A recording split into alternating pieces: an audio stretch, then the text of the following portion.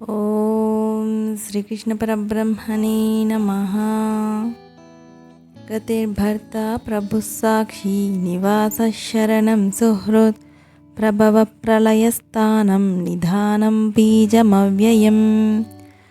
తాత్పర్యము: పరమలక్ష్యమును భరించువాడును ప్రభువును సాక్షియు ప్రాణుల నివాసమును శరణమొందదగినవాడును హితమునర్చువాడును సృష్టి స్థితి లయకర్తయు నిక్షేపమును నాశరహితమైన బీజమును మూల కారణమును నేనే అయి ఉన్నాను. వ్యాఖ్య: గతి జీవులకు పరమగతి పరమ ప్రాప్యస్థానము పరమాత్మయే. ఆత్మేతరమగునది అంతయు నశ్వరమైనది కనుక సద్వస్తువగు శాశ్వత ఆత్మయే సమస్త జీవులకును పరమగతి అయి ఉన్నది. భర్త సర్వులను భరించువాడు పోషించువాడు పరమాత్మ. కావున ఆతడు జగద్భర్త. స్త్రీలకును పురుషులకును సర్వులకును భగవానుడు భర్త భరించువాడు. స్త్రీలు తమ పతి సేవ చేయుచున్నను జగత్పతి ఎడల కూడా అనన్య భక్తి కలిగి ఉండవలెను. వైదవ్యమును పొందిన స్త్రీలు దుఃఖమునందు కాలము గడుపక ధైర్యము వహించి పరమాత్మని తమ భర్తగా ఎంచుకొని ధ్యానించుచు సేవించుచూ ఉండవలెను. ప్రభువు పరమాత్మ లోకైక ప్రభువు, మహాచక్రవర్తి, విశ్వసామ్రాట్, బ్రహ్మాండ నాయకుడు. కావున చిన్న చిన్న రాజ్యములకు గ్రామములకు ప్రాంతములకు వెయ్యేల భూలోకమంతటికిని ప్రభువైనప్పటికీ గర్వించక ఆ మహాప్రభువు ఎడల భక్తి ప్రపత్తులను కలిగి ఉండుట శ్రేయస్కరము. సాక్షి భగవానుడు సర్వ జగత్సాక్షి.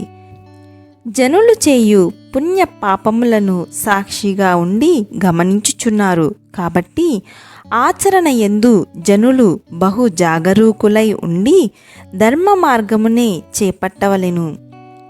నివాసః సర్వజీవులకును భగవానుడే నివాసము. ఏల అనగా బ్రహ్మాండములన్నీయు వారి కుక్షియందే వర్తించుచున్నవి.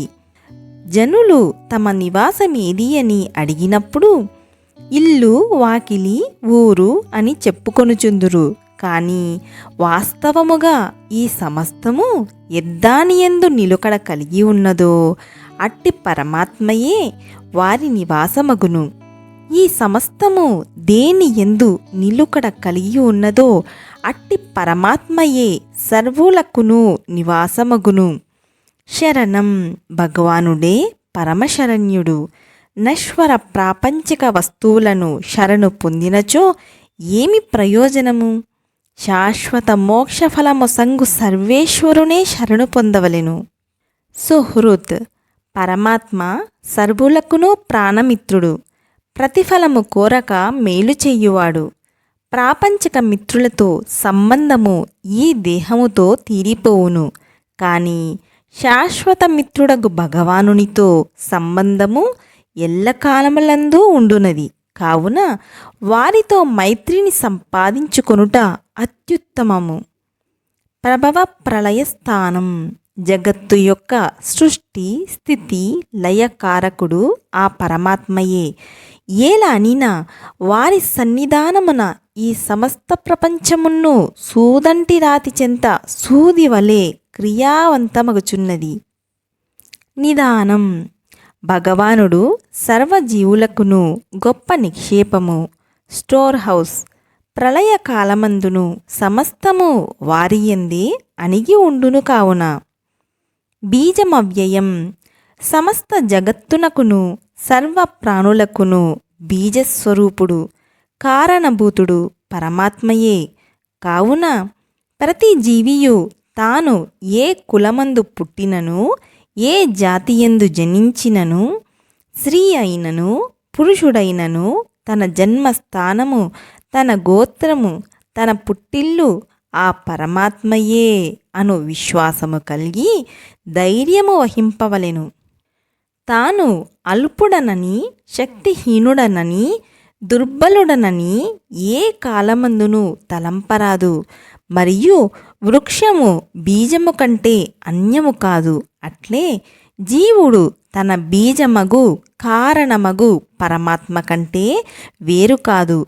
కావున జీవుడు తన ఉపాధి ఎంత అల్పమై ఉన్నప్పటికీ తన మూలము బీజము అగు పరమాత్మను స్మరించుకొని మహాధైర్యయుతుడై ఉండవలెను. అవ్యయం బీజం అని చెప్పినందువలన ఆ పరమ కారణము నాశరహితమైనదని స్పష్టమగుచున్నది. జీవులకు పరమగతి ఏది? సర్వులకు భర్త ఎవరు? నివాసమెద్ది?